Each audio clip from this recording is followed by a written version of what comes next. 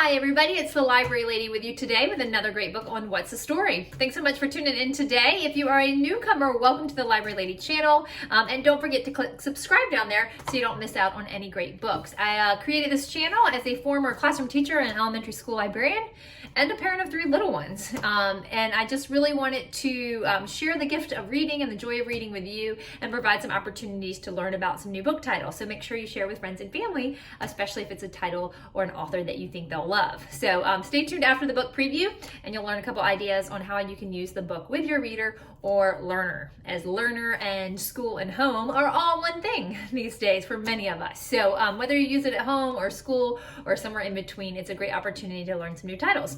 So without further ado, here is our next book. It is I Need My Monster, and it is by Amanda Noll, put out in 2009 by Flashlight Press. I love the illustrations. They're by Howard McWilliam. And this is a great picture book about a boy named Ethan who has a monster named Gabe. Gabe, though, has decided to take a trip fishing and will be gone for some time. And so Ethan is in need of a replacement monster. So we'll take a look to see what the book looks like and sounds like. This is a great book to prove my point that you are never too old for picture books. That's what my shirt says, because the text is quite long and the vocabulary is very rich. And so younger kids are going to love the story and the monster connection. Your older readers really can attune to some of those vocabulary words that you'll encounter along the story. So that's something to keep in mind. Sometimes older kids think that they don't need picture books. Not true. So we have this note here. Today when I looked under the bed for my monster, I found this note instead. Gone fishing. Back in a week. Gabe. What was I going to do? I needed a monster under my bed. How was I supposed to get to sleep if my monster was gone? I tried to sleep, but it wasn't the same without Gabe. I missed his ragged breathing, his nose whistling, the scrabbling of his uncut claws. How would I ever get to sleep without Gabe's familiar scary noises and his spooky green ooze? It was no use. Gabe would be gone for a week, and I just had to have a monster. I climbed quietly out of bed so my parents wouldn't hear me.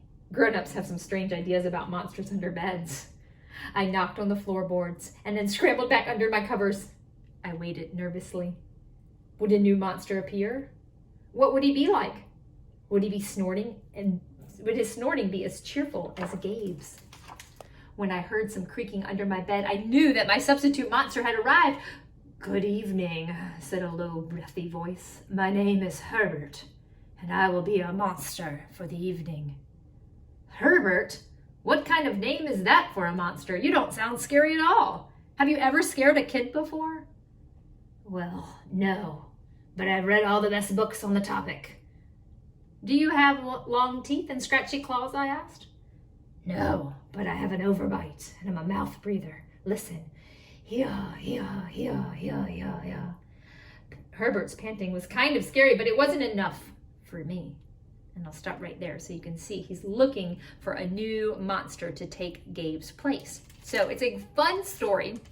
And as you can see, the text and the words are a little bit longer than what you might find in a picture book for younger kids, but they do love it, and I've used it with kindergarten and first grade, and it's always a hit. So one activity if you are going to use with olders, again, is search for some of those vocabulary words, look at a kid-friendly definition for them, use an actual dictionary online or on an actual book to see what you can figure out what those words mean, or work with context clues to help your reader learn what context clues are and how to determine a word's meaning using the clues from pictures and the sentences around it. So great teaching opportunity there.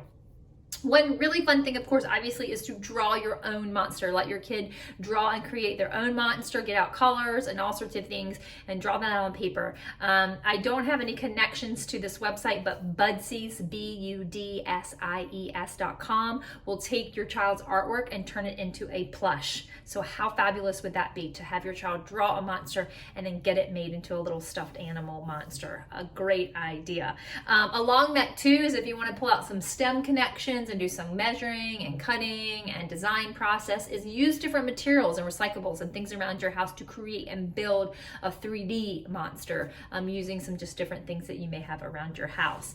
I love storylineonline.net. If you've never heard that, write it down, storylineonline.net. It's put out by the Screen Actors Guild, and you can listen to a variety of books online, and they do have I Need My Monster, and it's a really good read for there.